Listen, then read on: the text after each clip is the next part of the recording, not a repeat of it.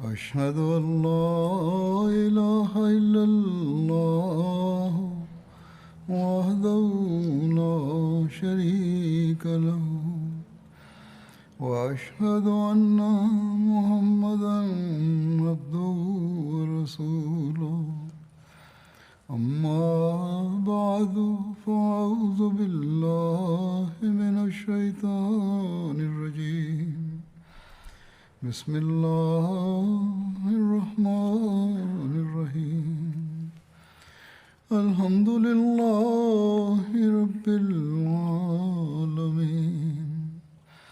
الرحمن الرحيم مالك يوم الدين إياك نعبد وإياك نستعين اهدنا الصراط المستقيم صراط الذين أنعمت عليهم غير المغضوب عليهم ولا الضالين.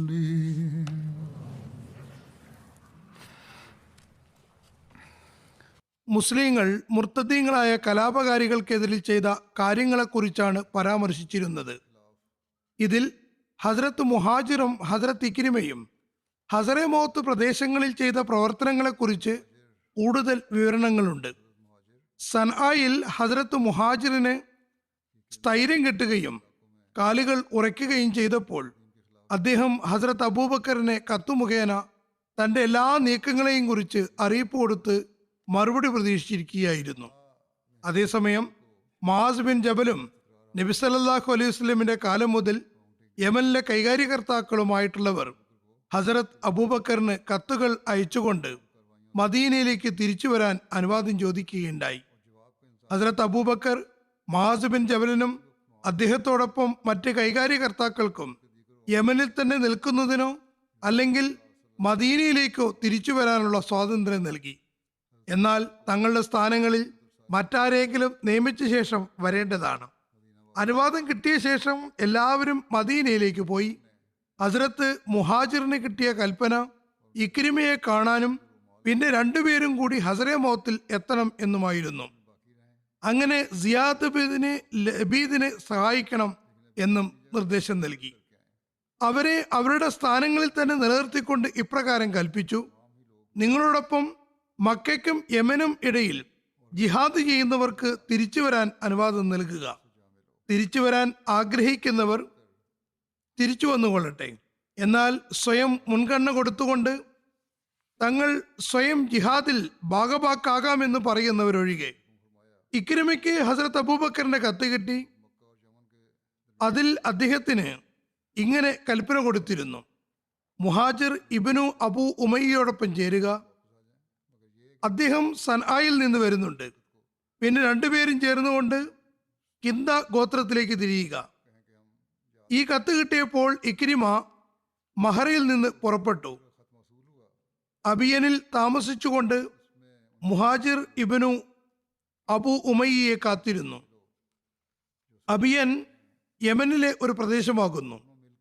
Kinda ഗോത്രത്തിലെ മുർത്തദീങ്ങൾക്കെതിരെ നടത്തിയ നടപടികളെക്കുറിച്ച് താരിഖ് തബരിയിൽ എഴുതുന്നു: മുർത്തദീങ്ങൾ ആകുന്നതിനു മുമ്പ് കിന്ദ ഹസറെ മൗത്ത് പ്രദേശങ്ങൾ മുഴുവനും മുസ്ലിങ്ങൾ ആയിട്ടുണ്ടായിരുന്നു. അവരിൽ നിന്ന് സക്കാത്ത് പിരിക്കുന്നത് സംബന്ധിച്ച് റസൂലുള്ളാഹി സ്വല്ലല്ലാഹു അലൈഹി വസല്ലം ഇങ്ങനെ നിർദ്ദേശം നൽകി: ഹസറെ മൗത്തിൽ നിന്നുള്ള ചില ആളുകളുടെ സക്കാത്ത് കിന്ദയിൽ സ്വരുക്കൂട്ടേണ്ടതാണ്.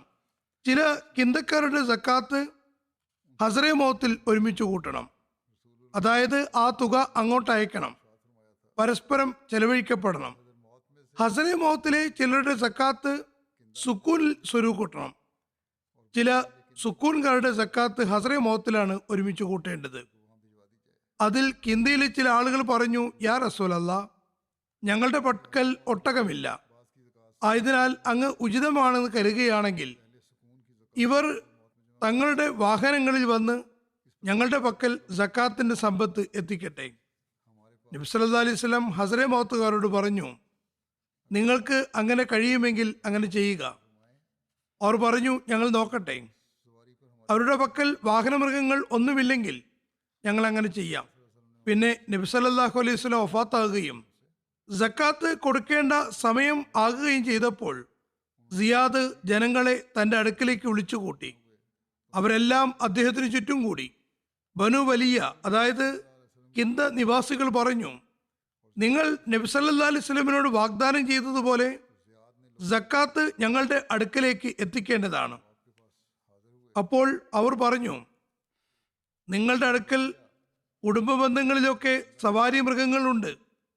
നിങ്ങളുടെ സവാരികളുമായി വന്ന് സക്കാത്ത് കൊണ്ടുപോയിക്കൊള്ളുക.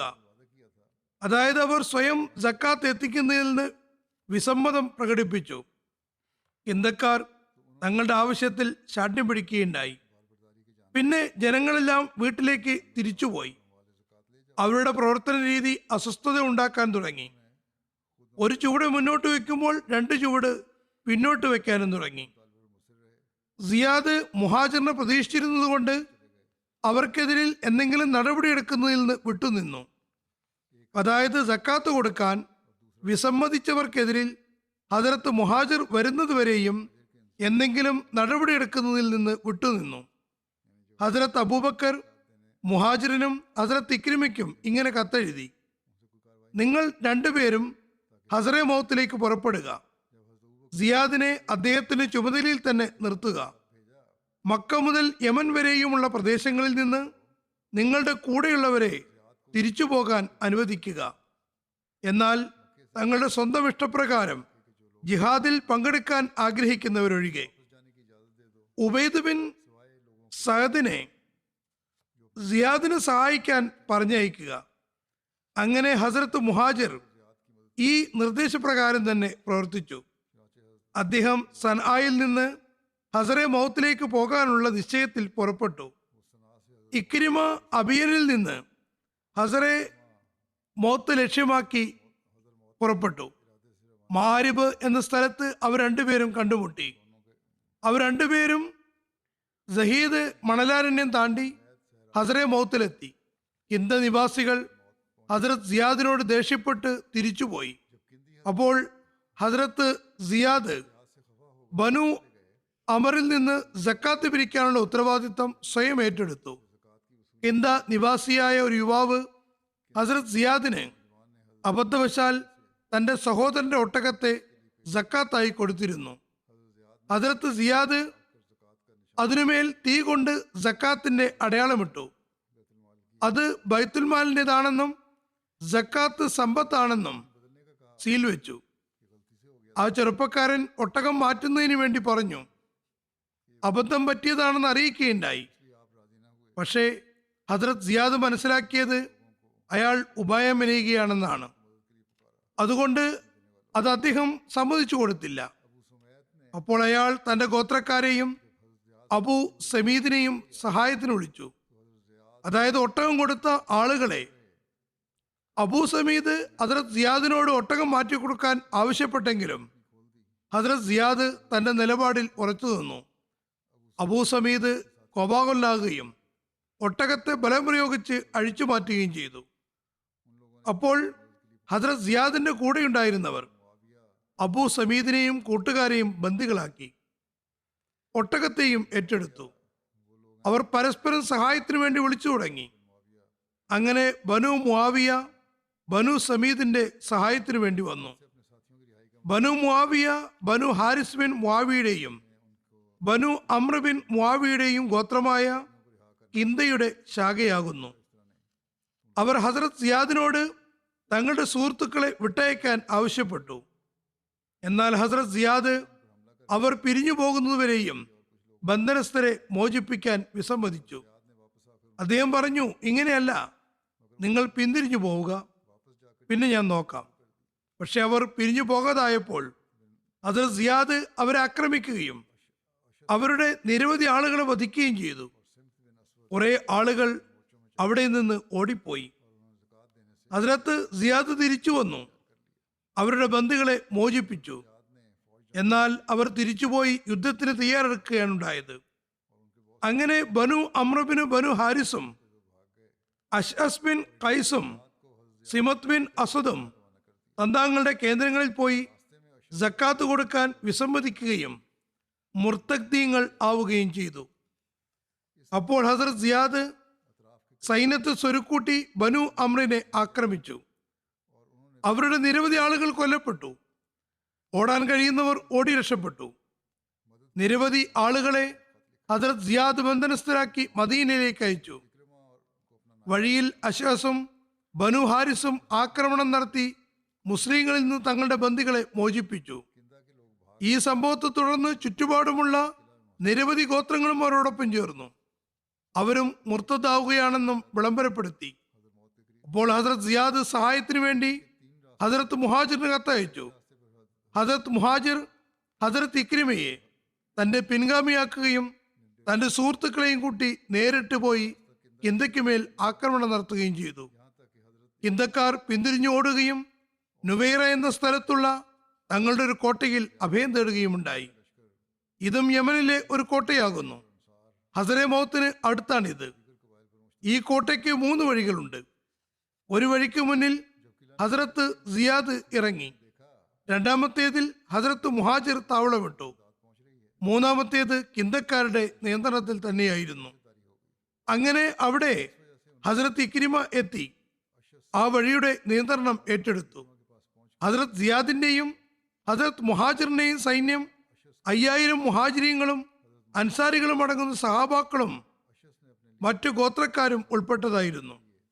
നുവൈറ കോട്ടയിൽ അകപ്പെട്ട ആളുകൾ മുസ്ലിങ്ങൾക്ക് തുടർച്ചയായി സഹായങ്ങൾ കിട്ടുന്നു എന്ന് കണ്ടപ്പോൾ ഭയപ്പെടുകയും അങ്ങനെ അവരുടെ നേതാവ് അശ്അസ് ഉടൻ തന്നെ ഇക്രിമയുടെ അടുക്കലെത്തി അഭയാചന നടത്തുകയും ചെയ്തു. ഹസ്രത്ത് ഇക്രിമ അശ്അസിനെയും കൊണ്ട് ഹസ്രത്ത് മുഹാജിറിന്റെ അടുക്കലെത്തി. അശ്അസ് തനിക്കും തന്റെ 9 കൂട്ടുകാർക്കും വേണ്ടി ഒരു നിബന്ധനയുടെ അടിസ്ഥാനത്തിൽ രക്ഷായാചന ചെയ്തു. അതായത് അവർ മുസ്ലിങ്ങൾക്ക് വേണ്ടി കോട്ടയുടെ വാതിൽ തുറക്കുന്നതാണ്. ഹസ്രത്ത് മുഹാജിർ ഈ നിബന്ധന അംഗീകരിച്ചു. പക്ഷേ അശ്അസ് 9 ആളുകളുടെ പേരെഴുതിയപ്പോൾ ധൃതിയും ഭയപ്പാടും കാരണം തന്റെ പേരെഴുതാൻ മറന്നുപോയി. പിന്നെ ഹസ്രത്ത് മുഹാജിറിന്റെ അടുക്കലേക്ക് ഈ ലിഖിതം കൊണ്ടുപോയപ്പോൾ അദ്ദേഹം അതിനുമേൽ മുദ്ര വയ്ക്കുകയും ചെയ്തു. തുടർന്ന് അശ്അസ് തിരിച്ചുപോയി കോട്ടയുടെ വാതിൽ തുറന്നപ്പോൾ മുസ്ലിങ്ങൾ അതിനകത്തേക്ക് പ്രവേശിച്ചു. ഇരു കൂട്ടർക്കുമിടയിൽ ഉണ്ടായ യുദ്ധത്തിൽ 700 കിന്തഗോത്രക്കാർ വധിക്കപ്പെട്ടു. കോട്ടയ്ക്കുള്ളിൽ ഉണ്ടായിരുന്നവരും ചെറുത്തു നിൽക്കുകയും യുദ്ധം ചെയ്യുകയും ചെയ്തു. ഏതായാലും അവരുടെ ആളുകൾ കൊല്ലപ്പെട്ടു. 1000 സ്ത്രീകളെ ബന്ദികളാക്കി. അതിനുശേഷം ഹസ്രത്ത് മുഹാജിർ സന്ധിലിഖിതം കൊണ്ടുവരാൻ പറഞ്ഞു. അതിൽ പേരുണ്ടായിരുന്ന എല്ലാവർക്കും മാപ്പ് കൊടുത്തു. പക്ഷെ അതിൽ അശ്അസിന്റെ പേരുണ്ടായിരുന്നില്ല. അതിൽ ഹസ്രത്ത് മുഹാജിർ അദ്ദേഹത്തെ വധിക്കാൻ ആഗ്രഹിച്ചു. പക്ഷേ ഹസ്രത്ത് ഇക്രിമയുടെ അഭ്യർത്ഥന പ്രകാരം അദ്ദേഹത്തെ മറ്റ് ബന്ദികളോടൊപ്പം ഹസ്രത്ത് അബൂബക്കറിന്റെ സവിധത്തിലേക്ക് അദ്ദേഹത്തിന്റെ തീരുമാനത്തിനു വേണ്ടി അയക്കുകയുണ്ടായി. മുസ്ലിങ്ങൾ വിജയവാർത്തയുമായി ബന്ദികളെയും കൊണ്ട് ഹസ്രത്ത് അബൂബക്കറിന്റെ സവിധത്തിൽ ഹാജരായപ്പോൾ അദ്ദേഹം അശ്അസിനെ വിളിപ്പിക്കുകയുണ്ടായി. നിങ്ങൾക്ക് അവരെ വഞ്ചിക്കാൻ കഴിയുമായിരുന്നില്ല. അതിന് അർഹനാണെന്നും നിങ്ങളെ സംബന്ധിച്ച് അവർ കരുതിയിട്ടില്ല. അവർ സ്വയം നശിക്കുകയും നിങ്ങളെ നശിപ്പിക്കുകയും ചെയ്തു. നബി സല്ലല്ലാഹു അലൈഹി വസല്ലമിന്റെ ശാപപ്രാർത്ഥനയുടെ അംശം കിട്ടുന്നതിന് നിങ്ങൾ ഭയപ്പെടുന്നില്ലേ? വാസ്തവത്തിൽ റസൂൽ തിരുമേനി സല്ലല്ലാഹു അലൈഹി വസല്ലം കിന്തഗോത്രത്തിലെ 4 നേതാക്കന്മാർക്കെതിരിൽ ശാപപ്രാർത്ഥന നടത്തിയിരുന്നു. അവർ അശ്അസിനോടൊപ്പം ഇസ്ലാം സ്വീകരിച്ച ശേഷം മുർത്തദായവരാണ്. ഹസ്രത്ത് അബൂബക്കർ ചോദിച്ചു, ഞാൻ നിങ്ങളോട് എങ്ങനെ പെരുമാറുമെന്നാണ് കരുതുന്നത്? അശ്അസ് പറഞ്ഞു, എനിക്ക് താങ്കളുടെ അഭിപ്രായം അറിയില്ല. ഹസ്രത്ത് അബൂബക്കർ പറഞ്ഞു, എന്റെ വീക്ഷണത്തിൽ നിങ്ങൾ വധിക്കപ്പെടേണ്ടതാണ്. അപ്പോൾ അയാൾ പറഞ്ഞു, ഞാൻ എൻ്റെ ജനതയിലെ 10 ആളുകളുടെ ജീവൻ രക്ഷിക്കാൻ വേണ്ടി ഉടമ്പടി ചെയ്തവരാണ്. എന്നെ വധിക്കുന്നത് എങ്ങനെ അനുവദനീയമാകാനാണ്? അദ്ദേഹം ചോദിച്ചു, മുസ്ലിങ്ങൾ ഈ ഉത്തരവാദിത്വം നിങ്ങളെയാണോ ഏൽപ്പിച്ചിരിക്കുന്നത്? അയാൾ പറഞ്ഞു, അതെ. ഹസ്രത്ത് അബൂബക്കർ ചോദിച്ചു, അവർ നിങ്ങളെ ചുമതലപ്പെടുത്തുകയും പിന്നെ നിങ്ങൾ അവരുടെ അടുക്കലെത്തുകയും ചെയ്തപ്പോൾ അവർ അതിൽ മുദ്ര വെക്കുകയുണ്ടായോ? അയാൾ പറഞ്ഞു, അതെ. ഹസ്രത്ത് അബൂബക്കർ പറഞ്ഞു, ഉടമ്പടിയിൽ മുദ്ര വെച്ചതിന് ശേഷം രേഖപ്പെടുത്തപ്പെട്ടതനുസരിച്ച് സുൽഹ് നിർബന്ധമായിരിക്കുന്നു. ഇതിനു മുമ്പ് നിങ്ങൾ കേവലം സുൽഹിനു വേണ്ടി സംസാരിക്കുകയായിരുന്നു. അശ്ശസ് വധിക്കപ്പെടും എന്ന് ഭയപ്പെട്ടപ്പോൾ അയാൾ പറഞ്ഞു, താങ്കൾ എന്നിൽ നിന്ന് എന്തെങ്കിലും നന്മ പ്രതീക്ഷിക്കുന്നുവെങ്കിൽ താങ്കൾ ഈ ബന്ദികളെ മോചിപ്പിക്കുകയും എൻ്റെ പിഴവുകൾ മാപ്പാക്കുകയും എൻ്റെ ഇസ്ലാം അംഗീകരിക്കുകയും ചെയ്താലും താങ്കൾ എന്നെ പോലെയുള്ള ആളുകളോട് എങ്ങനെയാണോ വർത്തിക്കാറുള്ളത് അതേപോലെ എന്നോടും പെരുമാറിയാലും എൻ്റെ ഭാര്യയെ എനിക്ക് തിരിച്ചു തന്നാലും. എഴുതുന്നു, ഈ സംഭവത്തിന് മുമ്പേ ഒരിക്കൽ അശ്ശസ് റസൂൽ തിരുമേനി സല്ലല്ലാഹു അലൈഹി വസല്ലമിന്റെ സവിധത്തിൽ സന്നിഹിതനായിരുന്നു. അദ്ദേഹം ഹദ്റത്ത് അബൂബക്കറിന്റെ സഹോദരിയായ ഉമ്മെ ഫർവ ബിൻത്ത് അബൂ ഖഹാഫയുമായി വിവാഹാലോചന നടത്തി. ഹദ്റത്ത് അബൂ ഖഹാഫ തന്റെ മകളെ അയാൾക്ക് ഭാര്യയാക്കി കൊടുക്കുകയും ചെയ്തു. വീട് കൂടുന്നതിന് അശ്ശസ് രണ്ടാമത് വരുമ്പോൾ ആക്കാമെന്നും തീരുമാനിച്ചു. ഒരു ഗ്രന്ഥകാരൻ ഉമ്മു ഫർവ ഹദ്റത്ത് അബൂബക്കറിന്റെ മകളാണെന്ന് എഴുതിയിട്ടുണ്ട്.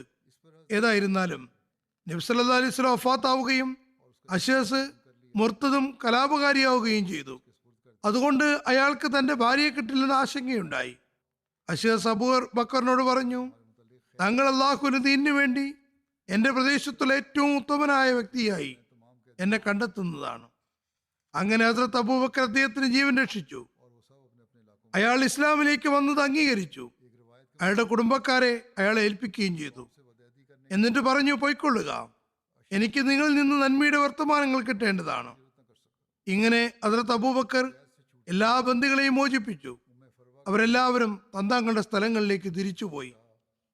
ഒരു നിവേദനമനുസരിച്ച് തന്റെ സമൂഹവുമായുള്ള വിശ്വാസവഞ്ചന കാരണം അശ്ശസിന് തന്റെ ഗോത്രത്തിലേക്ക് തിരിച്ചു പോകാൻ ധൈര്യമുണ്ടായില്ല. ബന്ധനാവസ്ഥയിൽ നിന്ന് രക്ഷപ്പെട്ടതിന് ശേഷം ഉമ്മെ ഫർവായോടൊപ്പം മദീനയിൽ തന്നെ താമസിക്കുകയുണ്ടായി. ഹദ്റത്ത് ഉമർ റളിയല്ലാഹുവിന്റെ കാലഘട്ടത്തിൽ ഇറാഖ് ഷാം യുദ്ധങ്ങളിൽ അശ്ശസും ഇസ്ലാമിക സൈന്യത്തോടൊപ്പം ഇറാനികൾക്കും റോമക്കാർക്കുമെതിരിൽ യുദ്ധം ചെയ്യാൻ പുറപ്പെടുകയും നല്ല പ്രകടനം കാഴ്ചവെക്കുകയുമുണ്ടായി. അങ്ങനെ ജനങ്ങളുടെ വീക്ഷണത്തിൽ അദ്ദേഹത്തിന്റെ അന്തസ്സ് ഉയർന്നു. അങ്ങനെ നഷ്ടപ്പെട്ടു പോയ അന്തസ്സ് അയാൾക്ക് തിരിച്ചു കിട്ടി. ചുരുക്കത്തിൽ പൂർണ്ണമായും സമാധാനം സ്ഥാപിക്കപ്പെടുകയും ഇസ്ലാമിക സാമ്രാജ്യത്തിന്റെ അടിത്തറ സുശക്തമാകുന്നതുവരെയും ഹസ്രത്ത് മുഹാജിറും ഹസ്രത്ത് ഇക്രിമയും ഹസ്രേ മൗത്തിലും കിന്തയിലും താമസിക്കുകയുമുണ്ടായി. മുർത്തദ്ദീങ്ങളായ കലാപകാരികളുമായിട്ടുള്ള അവസാനത്തെ യുദ്ധമായിരുന്നു ഇത്. അതിനുശേഷം അറേബ്യയിൽ നിന്ന് കലാപം പൂർണ്ണമായും ഇല്ലാതായി. എല്ലാ ഗോത്രങ്ങളും ഇസ്ലാമിക ഭരണത്തിന്റെ ആശ്രിതരായി മാറി. ഹസ്രത്ത് മുഹാജിർ ഈ പ്രദേശങ്ങളിൽ സമാധാനം സ്ഥാപിക്കാനും കലാപവും ധിക്കാരവും പൂർണ്ണമായും ഇല്ലാതാക്കാനും വേണ്ടി ശക്തമായ നടപടികൾ കൈക്കൊണ്ടു. അത് നേരത്തെ അദ്ദേഹം യമനിൽ നടപ്പാക്കിയതാണ്. ഹസ്രത്ത് അബൂബക്കർ ഹസ്രത്ത് മുഹാജിറിനോട് യമൻ അല്ലെങ്കിൽ ഹസ്രേ മൗത്ത് ഏതെങ്കിലും ഒരു സ്ഥലം തിരഞ്ഞെടുക്കാൻ വേണ്ടി കത്തയച്ചപ്പോൾ അദ്ദേഹം യമൻ സ്വീകരിച്ചു. അങ്ങനെ യമനിൽ 2 അമീർമാർ നിശ്ചയിക്കപ്പെട്ടു. ഹസ്രത്ത് അബൂബക്കർ മുർത്തദീങ്ങൾക്കും കലാപകാരികൾക്കുമെതിരിൽ പ്രവർത്തിച്ചവർക്ക് ഇങ്ങനെ കത്തെഴുതി: അമ്മാബാദ്, എന്റെ വീക്ഷണത്തിൽ ഏറ്റവും ഇഷ്ടമുള്ള സംഗതി എന്തെന്നാൽ നിങ്ങൾ ഭരണത്തിൽ ഉൾപ്പെടുത്തേണ്ട ആളുകൾ മുർത്തദ് ആകുന്നതിൻ്റെയും കലാപമുണ്ടാക്കുന്നതിൻ്റെയും കറ പുരളാത്തവർ ആയിരിക്കണം. തീർച്ചയായും അവർ തിരിച്ചു വന്നിട്ടുണ്ടെങ്കിലും അവർ അതിൽ ഉൾപ്പെടുന്നുണ്ടോ എന്ന് നോക്കണം. അതായത് നേരത്തെ മുർത്തദാവുകയോ കലാപത്തിൽ ഏർപ്പെടുകയോ ചെയ്ത ആളുകൾ. തുടർന്ന് പറയുന്നു, നിങ്ങൾ എല്ലാവരും ഇതനുസരിച്ച് പ്രവർത്തിക്കണം. അങ്ങനെ കർമ്മനിരതരാവണം. സൈന്യത്തിൽ നിന്ന് ആരെങ്കിലും തിരിച്ചു പോകാൻ ആഗ്രഹിക്കുന്നുവെങ്കിൽ അവർക്ക് തിരിച്ചു പോകാൻ അനുമതി നൽകുക. ശത്രുക്കളുമായുള്ള യുദ്ധത്തിൽ ഏതെങ്കിലും മുർത്തദായ കലാപകാരിയെ ഒരിക്കലും ഉൾപ്പെടുത്തരുത്. ഭൂരിപക്ഷം ഗ്രന്ഥകർത്താക്കളും പ്രത്യേകിച്ച് ആ കാലഘട്ടത്തിലെ ചരിത്രകാരന്മാരും പൊതുവിൽ ഹസ്രത്ത് അബൂബക്കറിന്റെ യുദ്ധങ്ങളെക്കുറിച്ച് പരാമർശിച്ചുകൊണ്ട് എഴുതുന്നു: കള്ളനുബൂവത്വവാദം ഉന്നയിച്ചവർക്കെതിരിലാണ് ഈ എല്ലാ ജിഹാദും ചെയ്യപ്പെട്ടത്. വാളിന്റെ ബലത്താൽ അതിനെ ഇല്ലാതാക്കി. കാരണം അതായിരുന്നു അവർക്കുള്ള ശരീഅത്തീപരമായ ശിക്ഷ. എന്നാൽ ചരിത്ര പഠിതാക്കൾ ഒരിക്കലും ഈ കാര്യം അംഗീകരിക്കാൻ തയ്യാറാവുകയില്ല.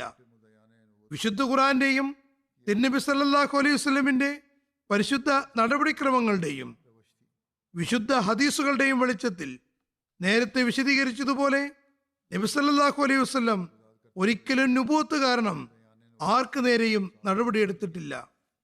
അതേപോലെ ഹസ്രത്ത് അബൂബക്കറിന്റെ യുദ്ധനീക്കങ്ങളും കേവലം വ്യാജ നുബുവത്ത്വാദികളെ ഇല്ലാതാക്കാൻ ആയിരുന്നില്ല, മറിച്ച് അവരുടെ യഥാർത്ഥ ചിന്ത കലാപമായിരുന്നു. ഇതിനെ, അതായത് വ്യാജ നുബുവത്ത് വാദികളോട് സഹാബാക്കൾ എന്തുകൊണ്ടാണ് യുദ്ധം ചെയ്തത് എന്നതിനെ വിശദീകരിച്ചുകൊണ്ട് ഹസ്രത്ത് മുസ്ലിം മൗദ് റളിയല്ലാഹു അൻഹു വിശദീകരിക്കുന്നു. മൗലാന മൗദൂദ് സാഹിബ് എഴുതിയത്, സഹാബാക്കൾ റസൂൽ തിരുമേനി സല്ലല്ലാഹു അലൈഹി വസല്ലമിന് ശേഷം നുബുവത്ത് വാദിച്ച ഓരോരുത്തർക്കും എതിരിൽ യുദ്ധം ചെയ്തു എന്നാണ്. ഇത് സഹാബാക്കളുടെ വാക്കുകൾക്കെതിരാകുന്നു. മൗലാന മൗദൂദ് സാഹിബ് ഓർക്കേണ്ടത്, ഇത് അവരുടെ ജീവിതകാലത്തുണ്ടായ ഒരു സംഭവമാണ്. അതായത് റസൂൽ കരീം സല്ലല്ലാഹു അലൈഹി വസല്ലമിന് ശേഷം നുബുവത്ത് വാദിച്ചവരോട് സഹാബാക്കൾ യുദ്ധം ചെയ്തു. അവരെല്ലാവരും തന്നെ ഇസ്ലാമിക ഭരണകൂടത്തിനെതിരിൽ കലാപമുണ്ടാക്കിയവരും ഇസ്ലാമിക ഭരണകൂടത്തിനെതിരിൽ യുദ്ധം പ്രഖ്യാപിച്ചവരുമായിരുന്നു. അദ്ദേഹം പറയുന്നു, മൗലാന സാഹിബിന് ഇസ്ലാമിക സാഹിത്യങ്ങളുടെ വായനയിൽ വലിയ വീരവാദമുള്ളയാളാണ്. അദ്ദേഹം ഇത് സംബന്ധിച്ച് തന്റെ അഭിപ്രായം വെളിപ്പെടുത്തുന്നതിന് മുമ്പേ ഇസ്ലാമിക ചരിത്രം നോക്കിയിരുന്നെങ്കിൽ അദ്ദേഹത്തിന് മുസൈലിമ കസാബ്, അസ്വദ് അൻസി, സജ്ജാഹ് ബിൻ ഹാരിസ്, തുലൈഹ ബിൻ ഖുവൈലിദ് അസദിയ തുടങ്ങിയ എല്ലാവരും മദീന ഭരണകൂടത്തനുസരിക്കാൻ ധിക്കരിച്ചവരും തങ്ങളുടെ പ്രദേശങ്ങളിൽ സ്വയം ഭരണകൂടങ്ങൾ പ്രഖ്യാപിച്ചവരുമായിരുന്നു എന്ന് മനസ്സിലാകുമായിരുന്നു.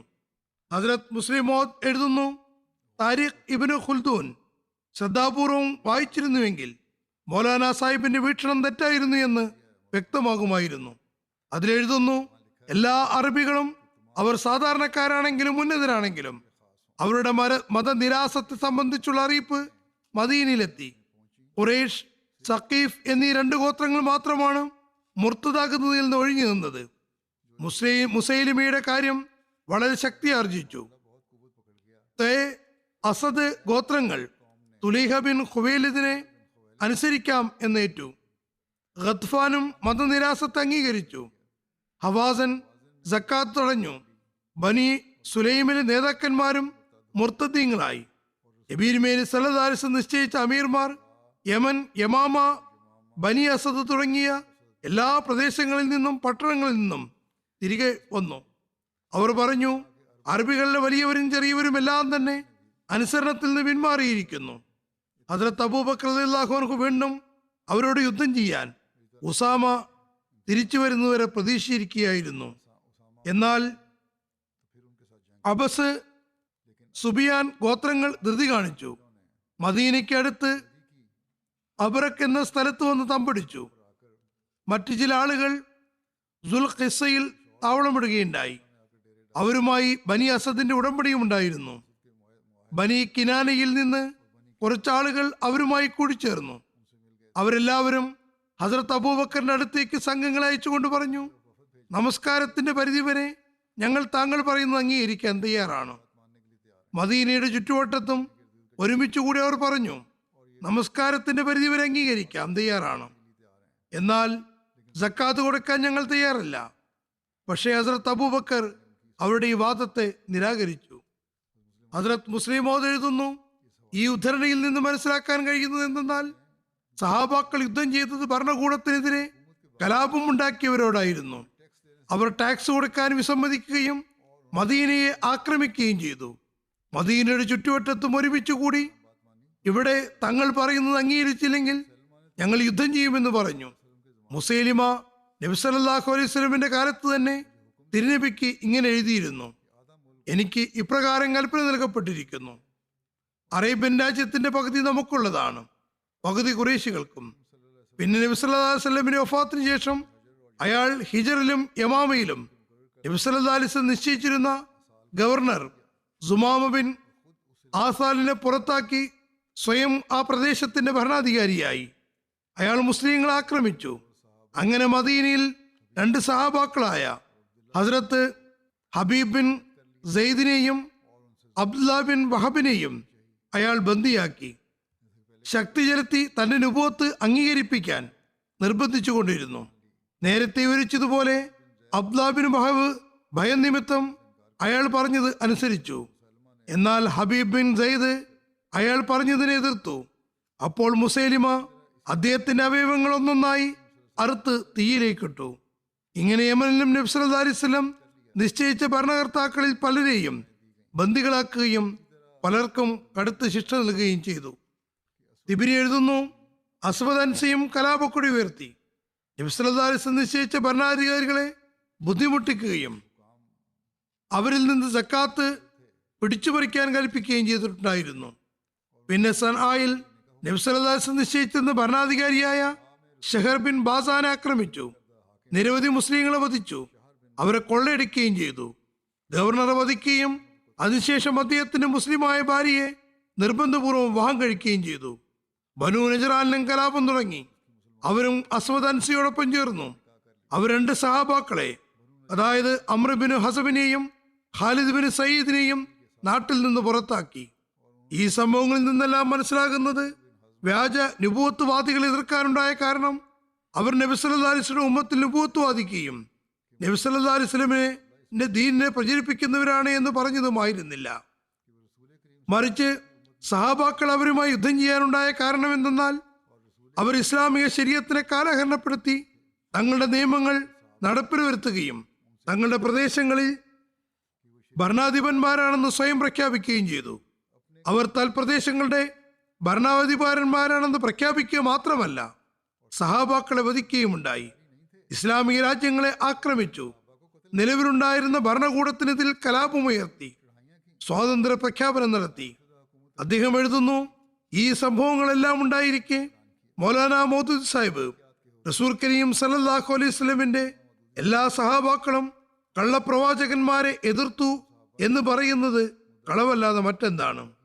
ഇനി ആരെങ്കിലും സഹാബാക്കൾ മനുഷ്യന്മാരെ കൊല്ലുന്നത് അനുവദനീയമാണെന്ന് പ്രഖ്യാപിച്ചു എന്നാണ് പറയുന്നതെങ്കിൽ മുസൈലിമ കസാബും അസ്വദ് അൻസിയുമൊക്കെ മനുഷ്യരായിരുന്നു എന്ന കാരണത്താൽ അത് ശരിയായിരിക്കാം.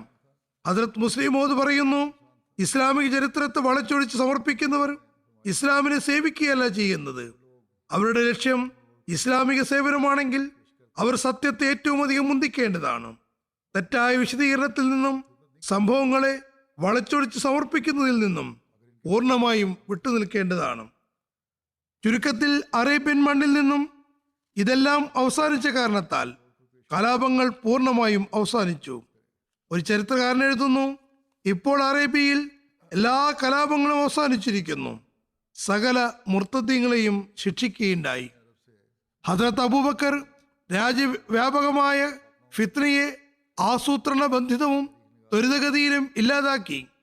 അദ്ദേഹത്തിന്റെ ഉന്നതമായ കഴിവുകളെയാണ് അത് വെളിപ്പെടുത്തുന്നത്. എങ്ങനെയാണ് ഓരോ ചുവടിലും അദ്ദേഹത്തിന് ദൈവിക സഹായം ലഭ്യമായത് എന്ന് വ്യക്തമായി മനസ്സിലാകുന്നു. 1 വർഷത്തിൽ താഴെ സമയത്തിനുള്ളിൽ മുർത്തദ്ദീങ്ങളുടെയും കലാപകാരികളുടെയും ഫിത്നയെ നിയന്ത്രിച്ചുകൊണ്ട് അറേബ്യയിൽ ഇസ്ലാമിക ഭരണകൂടത്തെ വീണ്ടും സ്ഥാപിച്ചത് ഒരു അത്ഭുതാവഹമായ കൃത്യനിർവഹണമാണ്. ഹദ്രത്ത് അബൂബക്കർ റളിയല്ലാഹു അൻഹുവിന് ഇസ്ലാമിന്റെ വിജയത്തിൽ ഏറെ സന്തോഷമുണ്ടായിരുന്നു. പക്ഷേ ഈ സന്തോഷത്തിൽ അഹങ്കാരത്തിന്റെ ലാഞ്ചന പോലുമില്ലായിരുന്നു. കാരണം ഇതെല്ലാം അള്ളാഹുവിന്റെ അനുഗ്രഹവും ഔദാര്യം കൊണ്ടാണ് സംഭവിച്ചത് എന്ന് അദ്ദേഹത്തിന് അറിയാമായിരുന്നു. വിരലെണ്ണാവുന്ന മുസ്ലിങ്ങളുമായി മുഴുവൻ അറേബ്യയിലും ഉണ്ടായിരുന്ന മുർത്തദ്ദീങ്ങളുടെ ശക്തമായ സൈന്യത്തെ എതിർത്ത് അവരെ തോൽപ്പിച്ചുകൊണ്ട് ഇസ്ലാമിക പതാക വളരെ പ്രതാപത്തോടുകൂടി വീണ്ടും ഉയർത്താൻ അദ്ദേഹത്തിന് ശക്തി ഉണ്ടായിരുന്നില്ല. ഹദ്രത്ത് അബൂബക്കറിന്റെ മുന്നിൽ ഇനി ഉണ്ടായിരുന്ന വിഷയം ദീനിന്റെ ഏകത്വത്തെ ശക്തിപ്പെടുത്താനും ഇസ്ലാമിനെ അഭ്യുന്നതിയിലെത്തിക്കുന്നതിനും എന്തൊക്കെ നടപടികൾ സ്വീകരിക്കണമെന്നതായിരുന്നു. ഹദ്രത്ത് അബൂബക്കർ സിദ്ദീഖിന്റെ രാഷ്ട്രതന്ത്രജ്ഞതയുടെ വലയം കേവലം ഇസ്ലാമിക പ്രതാപത്തിൽ മാത്രമായിരുന്നു. ഈ ഒരാഗ്രഹം മാത്രമാണ് എല്ലാ നിമിഷവും അദ്ദേഹത്തിന്റെ മനോമുഖരത്തിലുണ്ടായിരുന്നത്. എല്ലാ കലാപകാരികളെ മുർത്തദ്ദീങ്ങളെയും പൂർണ്ണമായും ഇല്ലാതാക്കിയതിനു ശേഷം ഓരോരുത്തരും ഉറച്ചു മനസ്സിലാക്കിയത് ഖലീഫ റസൂൽ സല്ലല്ലാഹു അലൈഹി വസല്ലം മുന്നിൽ ഒരു കുഴപ്പക്കാരൻ നിൽക്കാൻ സ്ഥൈര്യം കിട്ടില്ല എന്നായിരുന്നു. എന്നാൽ സാധാരണക്കാരെ പോലെ ഹദ്രത്ത് അബൂബക്കർ ഏതെങ്കിലും സന്തോഷത്തിൽ മതി മറന്നില്ല. ബാഹ്യശക്തികൾ മുർത്തദ്ദീങ്ങളുടെയും കലാപകാരികളുടെയും ഉറങ്ങിക്കിടക്കുന്ന ഫിത്നയെ വീണ്ടും ഉണർത്തി അശാന്തി പരത്താൻ നിമിത്തമാകുമെന്ന് അദ്ദേഹത്തിന് അറിയാമായിരുന്നു. ഈ ഫിത്ന താൽക്കാലികമായി ഉറങ്ങിയതായിരിക്കാം. ബാഹ്യശക്തികൾ, അതായത് ഇസ്ലാമിന് എതിരാളികൾ വലിയ വലിയ ഭരണകൂടങ്ങളായിരുന്നു. അറേബ്യയുടെ അതിർത്തികളിൽ വീണ്ടും അവർക്ക് അസ്വസ്ഥത ഉണ്ടാക്കാൻ കഴിയുമായിരുന്നു. അതുകൊണ്ട് അദ്ദേഹം സന്തോഷത്തിൽ അഭിരമിച്ചില്ല. അറേബ്യൻ ഗോത്രങ്ങളിൽ നിന്നും പ്രതീക്ഷിച്ചു കൊണ്ടിരുന്ന ഈ അസ്വസ്ഥതയിൽ നിന്ന് രക്ഷപ്പെടുന്നതിന് അറേബ്യൻ ഗോത്രങ്ങളുടെ ശ്രദ്ധ ഇറാനിലേക്കും ഷാമിലേക്കും തിരിക്കുന്നത് ഉചിതമാണെന്ന് അദ്ദേഹം മനസ്സിലാക്കി. അങ്ങനെ അവർക്ക് ഭരണകൂടത്തിനെതിൽ ഫിത്നയുണ്ടാക്കാൻ അവസരം കൊടുക്കരുതെന്നും ഈ തരത്തിൽ മുസ്ലിങ്ങൾക്ക് സമാധാനം കിട്ടണമെന്നും അവർ ഹൃദയപൂർവ്വം ദീനീ കൽപ്പനകൾ പ്രാവർത്തികമാക്കണമെന്നും അദ്ദേഹം ആഗ്രഹിച്ചു.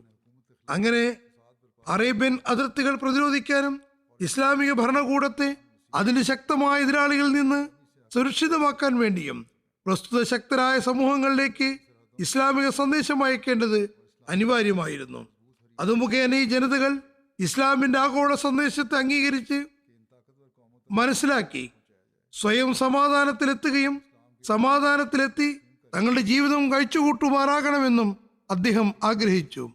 അതോടൊപ്പം അവരുടെ സൈനിക നീക്കങ്ങളിൽ നിന്ന് സുരക്ഷിതരായിക്കൊണ്ടും സ്വതന്ത്രമായി തങ്ങളുടെ ദീനിൽ നിൽക്കാൻ കഴിയുകയും ചെയ്യണം.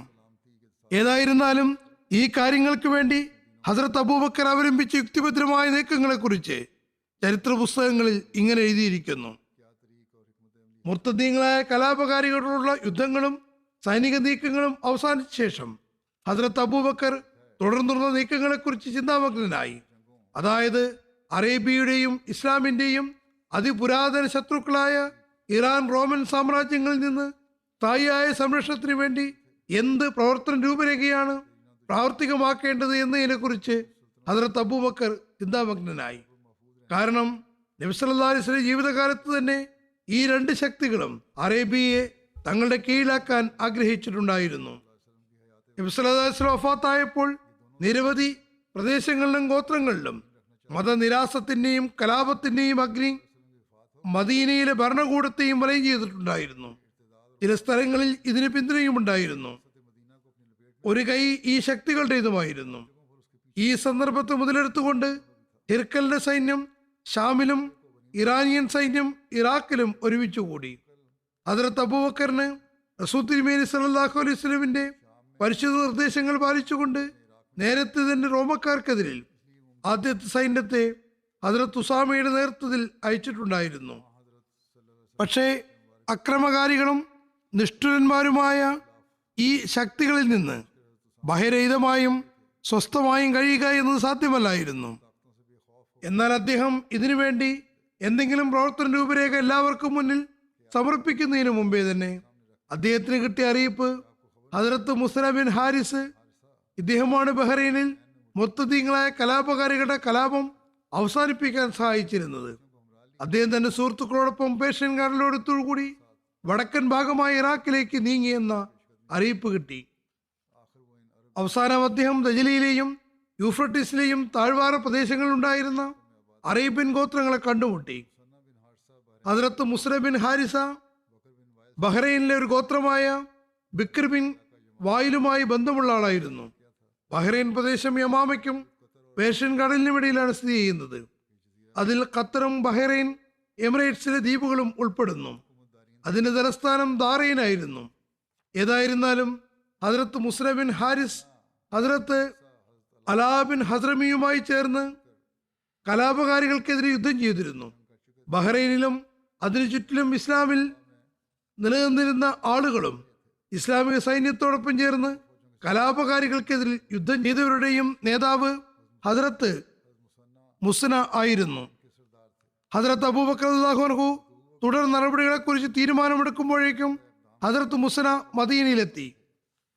ഹദ്റത്ത് അബൂബക്കറിന് ഇറാഖിന്റെ അവസ്ഥകളെക്കുറിച്ച് അറിയിപ്പ് നൽകി. അതായത് അറേബ്യൻ ഗോത്രങ്ങൾ ദജലിയുടെയും ഫാറത്തിന്റെയും താഴ്വാര പ്രദേശങ്ങളിൽ താമസിക്കുകയാണ്. അവരവിടെയുള്ള തദ്ദേശവാസികളുടെ കൈകളാൽ പ്രയാസത്തിലും അസ്വസ്ഥതയിലുമാണ്.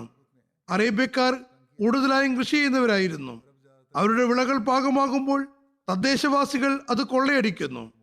അങ്ങനെ ഹദ്റത്ത് മുസ്ന ബിൻ ഹാരിസ ഇസ്ലാമിക സൈന്യങ്ങൾ അയച്ചുകൊണ്ട് അവരിൽ നിന്ന് മുസ്ലിങ്ങളെ സംരക്ഷിക്കണമെന്ന് അപേക്ഷിച്ചു. ഹദ്റത്ത് അബൂബക്കർ മദീനയിലെ ഉന്നതരായ സഹാബാക്കളുമായി കൂടിയാലോചന നടത്തി. ഹദ്റത്ത് മുസ്ന ബിൻ ഹാരിസയുടെ അഭിപ്രായം അവർക്ക് മുന്നിൽ വെച്ചു.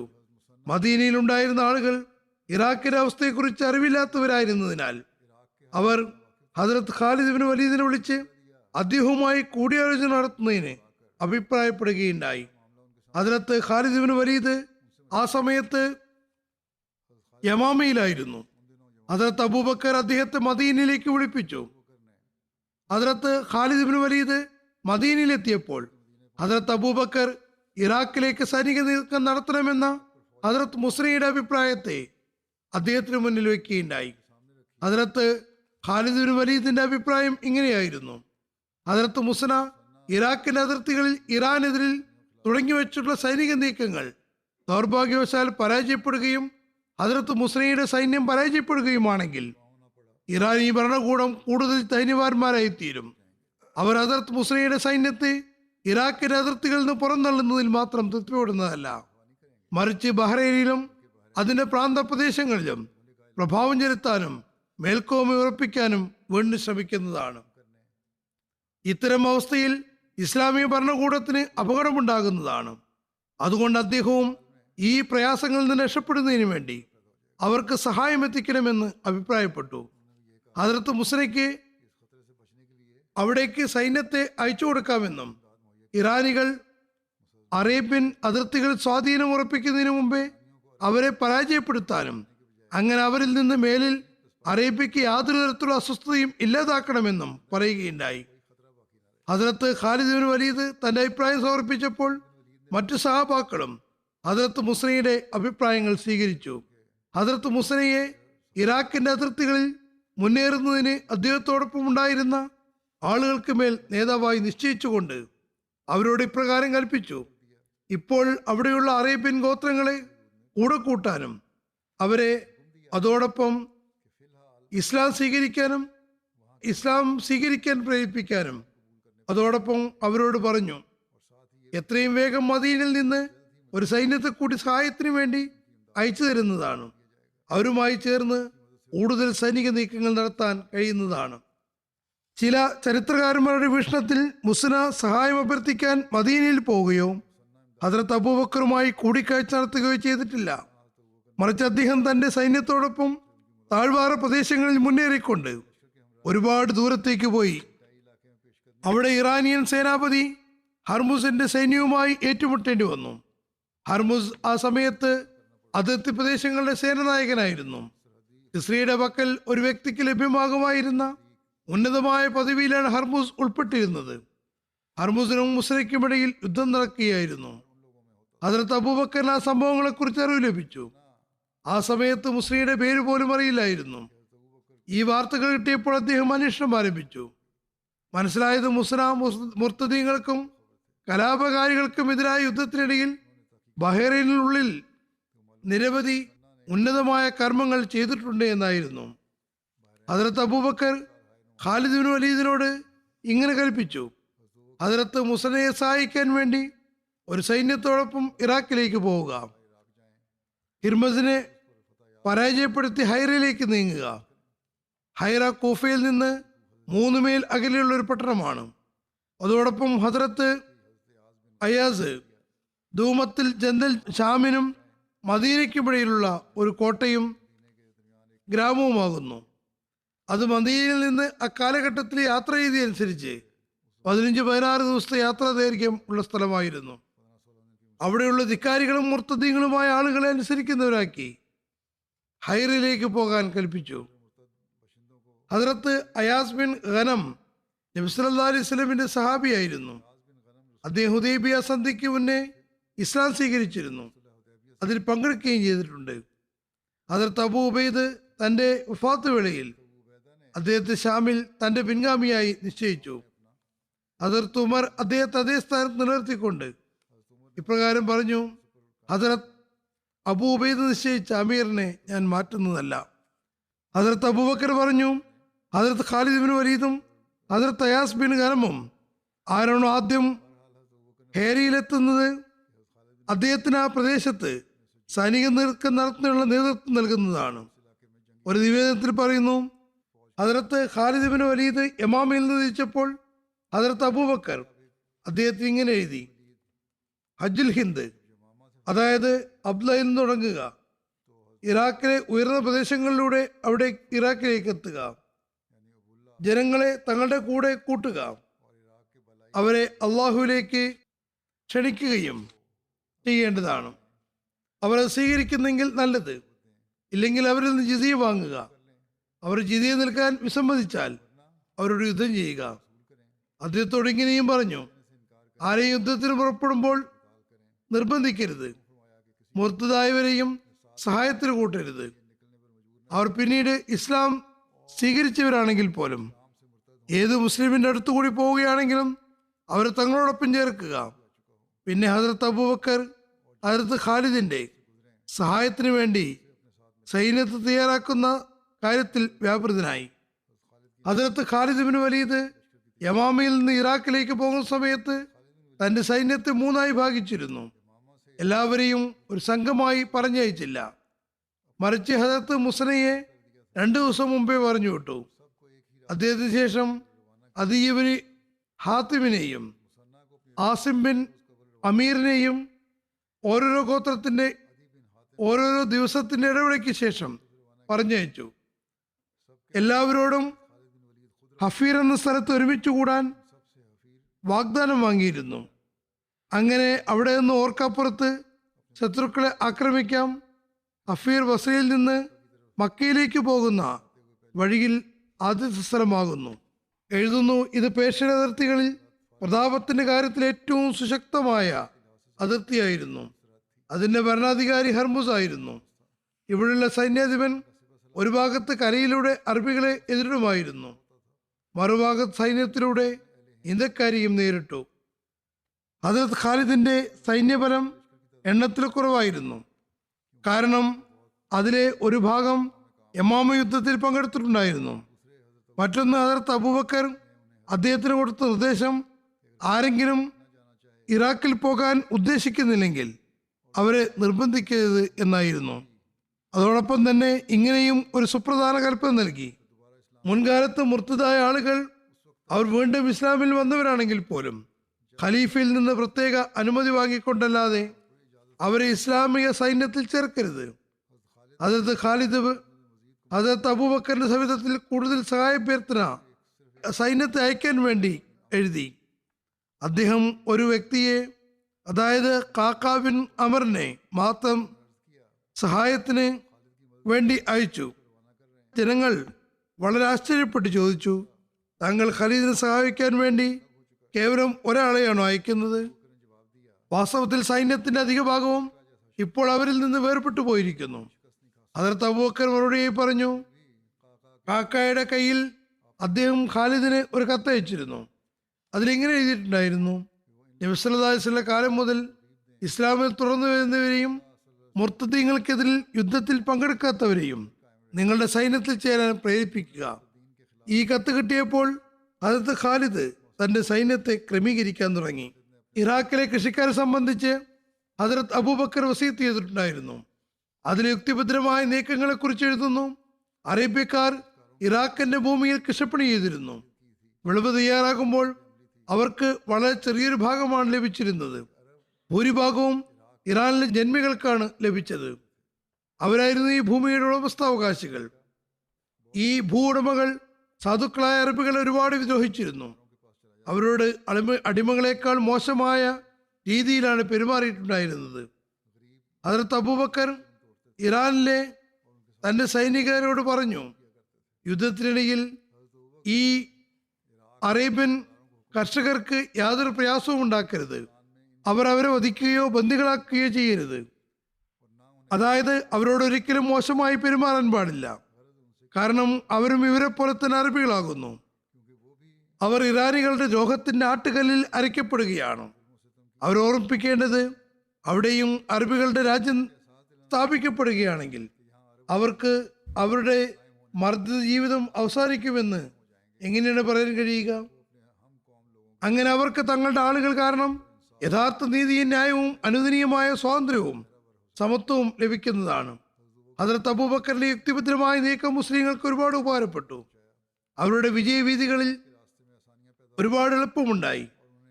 മുന്നോട്ടുള്ള നീക്കത്തിൽ പിന്നിൽ നിന്ന് ആക്രമണം ഉണ്ടാകുമെന്ന ആശങ്ക അകലുകയും ചെയ്തു.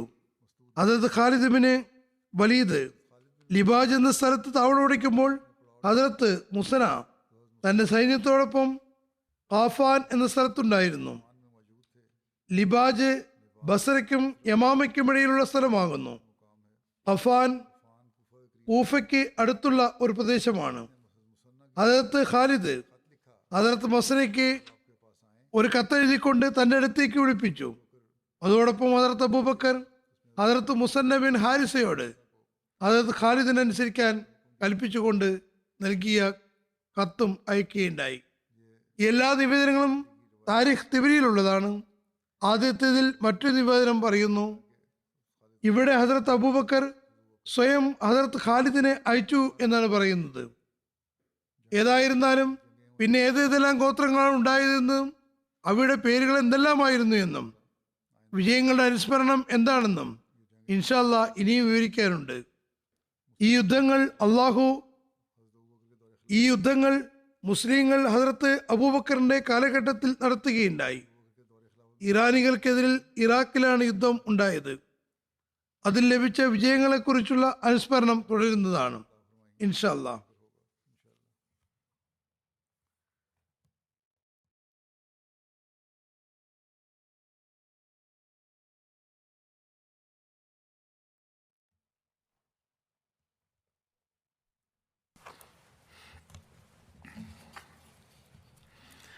الحمد